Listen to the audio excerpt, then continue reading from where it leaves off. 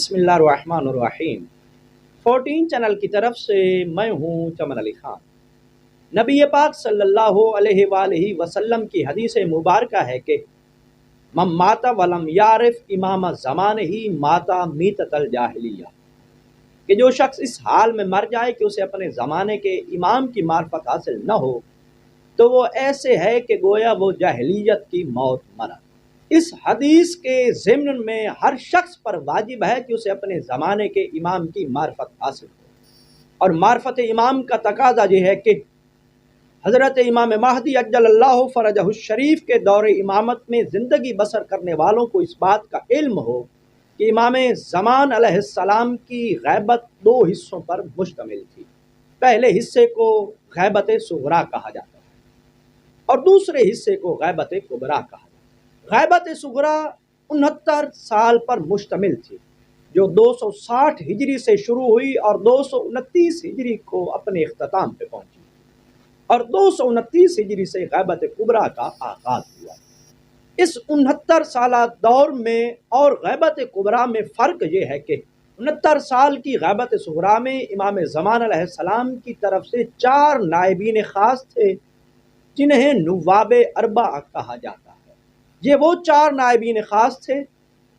کہ جو امام زمان علیہ السلام کی طرف سے نائب خصوصی تھے، لوگوں کی طرف سے پیغامات، سوالات، تحفے، ہدیے اور واجبات شرعیہ امام زمان علیہ السلام تک پہنچاتے تھے،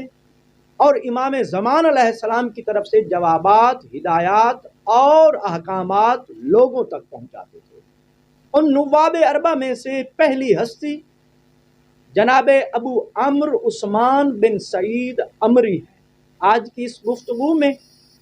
امام زمان علیہ السلام کی اسی نائب اول خاص کا تعارف کروانا مقصود ہے۔ جناب ابو عمرو عثمان بن سعید عمری، جنہیں عام طور پر عثمان بن سعید کہا جاتا ہے،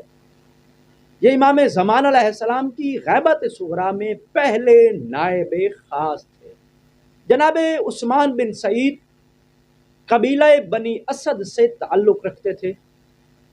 انہوں نے حالات کے پیش نظر روغن فروشی کا کام شروع کر دیا تھا، اور لوگ ان کے پاس گاہک بن کے آتے تھے، اور گاہک کی صورت میں وہ اپنے معاملات اور امور ان تک پہنچاتے،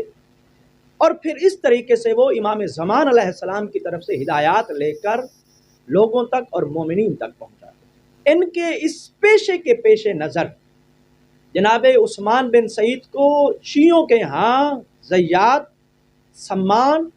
اور روغن فروش کہہ کر پکارا جاتا ہے۔ چونکہ ان کا تعلق سامرہ سے تھا،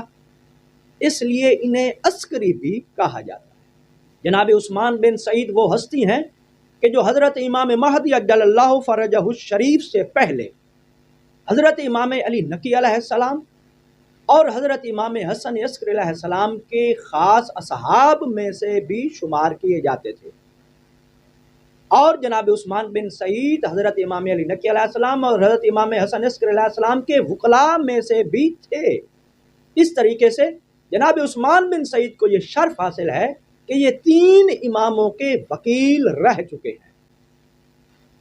جناب احمد بن اسحاق قمی، جو بذات خود امام علی نقی علیہ السلام کے قوم میں وکیل اور نمائندہ شمار کیے جاتے تھے،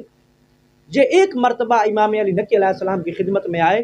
اور رسمی گفتگو کے بعد جناب احمد بن اسحاق قمی نے امام علی نقی علیہ السلام کی خدمت میں عرض کی،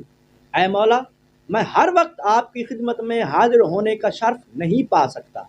تو آپ مجھے رہنمائی فرمائیں کہ میں شرعی مسائل کس سے پوچھا کروں۔ تو امام علیہ السلام نے جناب عثمان بن سعید کی طرف اشارہ کرتے ہوئے فرمایا کہ یہ ابو عمرو یعنی عثمان بن سعید، یہ میرا مورد اطمینان ہے، اس کی باتوں پر عمل کرو، یہ جو کچھ کہے میری طرف سے کہتا ہے۔ اسی طرح امام حسن عسکری علیہ السلام کی حیات طیبہ کے حوالے سے روایت ملتی ہے کہ امام حسن عسکری علیہ السلام کے پاس 40 مومنین موجود تھے، تو امام حسن عسکری علیہ السلام نے حضرت امام مہدی علیہ السلام کو اپنے پاس بلوایا، ان 40 مومنین کو امام مہدی علیہ السلام کا دیدار کروایا، اور پھر فرمایا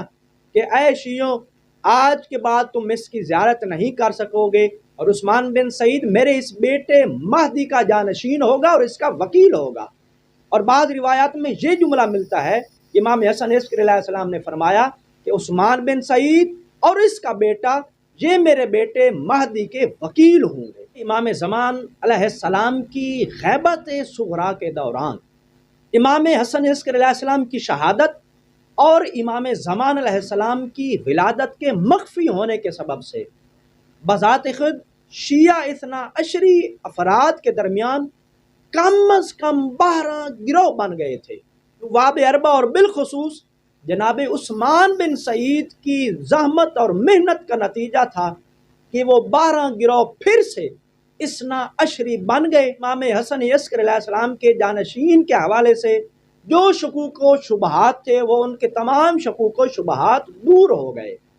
امام زمان علیہ السلام کی غیبت کے دوران مشکلات کا سامنا نواب اربع اور بالخصوص جناب عثمان بن سعید کو کرنا پڑا۔ وہ مومنین اور وہ اہل تشیع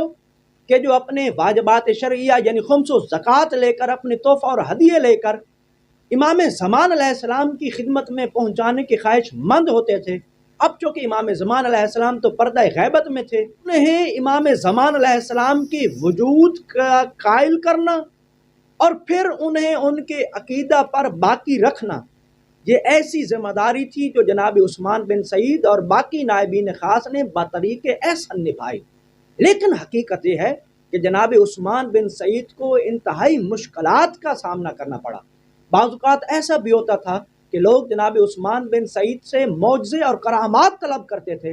جناب عثمان بن سعید انہیں اپنی ادلہ سے قائل کر لیتے تھے۔ بالآخر لوگ جناب عثمان بن سعید سے اور باقی نائبین خاص سے متاثر ہوتے تھے۔ جناب عثمان بن سعید کو جن مشکلات کا سامنا کرنا پڑا، باقی خاص نائبین کو ان مشکلات سے کم ہی واسطہ پڑا۔ ایک طرف جناب عثمان بن سعید نے لوگوں کو امام زمان علیہ السلام کی غیبت کا قائل کیا، اور دوسری طرف انہوں نے امام زمان علیہ السلام کے لیے سفارت خاصہ کے فرائض بھی بخوبی انجام دیے۔ غیبت کے آغاز کے دوران ہی بہت سے جھوٹے مدعی نیابت خاصہ پیدا ہو گئے تھے کہ جو دعویٰ کرتے تھے کہ ہم امام زمان علیہ السلام کے وکیل خاص ہیں یا نائب خاص ہیں۔ ان کے ساتھ بھی جناب عثمان بن سعید نے اچھا خاصا مقابلہ کیا اور کامیابی کے ساتھ مقابلہ کیا، اور بذات خود اپنی وکالت خاصہ اور نیابت خاصہ کے حوالے سے بھی لوگوں کو مطمئن رکھا۔ اہل بیت علیہم السلام کے ماننے والوں میں سے کوئی شخص بھی جناب عثمان بن سعید کی نیابت خاصہ کا منکر نہ ہو سکا۔ جناب عثمان بن سعید کا تعلق قبیلہ بنی اسد سے تھا، لیکن جناب عثمان بن سعید کو امری کہنے کی وجہ ان کے جد بزرگوار جناب جعفر امری تھے، اور جناب جعفر امری کو امری اس لیے کہا جاتا ہے کہ وہ جناب عمار یاسر صحابی رسول اور صحابی امیر المومنین کے نواسوں میں سے شمار کیے جاتے تھے۔ جناب عثمان بن سعید 265 یا 66 ہجری میں سرزمین بغداد میں داعی اجل کو لبیک کہہ گئے، اور انہوں نے اپنی وفات سے قبل اپنی وصیت میں امام مہدی عجل اللہ فرجہ الشریف کے حکم کے تحت اپنے فرزند کو امام زمان علیہ السلام کا دوسرا نائب خاص متعین کیا۔ اس طریقے سے جناب عثمان بن سعید کی تقریباً 5 سالہ نیابت خاصہ کا روشن دور تمام ہوا۔ امید کرتا ہوں امام زمان علیہ السلام کے اس پہلے نائب خاص کے حوالے سے یہ گفتگو آپ کے علمی اضافے کا باعث بنے گی۔ والسلام علیکم ورحمۃ اللہ وبرکاتہ۔